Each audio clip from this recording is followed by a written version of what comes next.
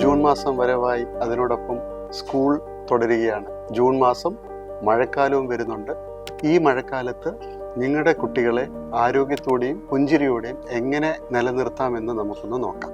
ആദ്യം ശ്രദ്ധിക്കേണ്ടതായിട്ടുള്ള ചില രോഗങ്ങൾ: ജലദോഷം, പനി, ഹെപ്പറ്റൈറ്റിസ് എ, ടൈഫോയിഡ്, ഡെങ്കിപ്പനി, മലേറിയ, ചർമ്മ അണുബാധകൾ.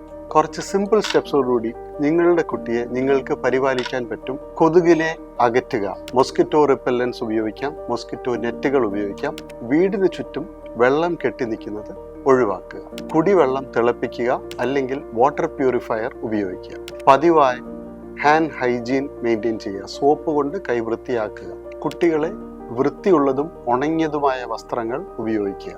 നിങ്ങളുടെ കുട്ടിക്ക് കടുത്ത പനി, ചർമ്മത്തിൽ തിണർപ്പ്, ഛർദി, തുടർച്ചയായ ചുമ ഉണ്ടെങ്കിൽ ഉടനടി നിങ്ങളുടെ ശിശുരോഗ വിദഗ്ധനെ നിങ്ങൾ സമീപിക്കുക. സുരക്ഷിതരായിരിക്കുക. നിങ്ങളുടെ കുഞ്ഞുങ്ങളെ പരിപാലിക്കുക. ഞാൻ ഈ പറഞ്ഞതിൽ സംശയമുണ്ടെങ്കിൽ കമൻറ്റ് ബോക്സിൽ രേഖപ്പെടുത്തുക. Thank you.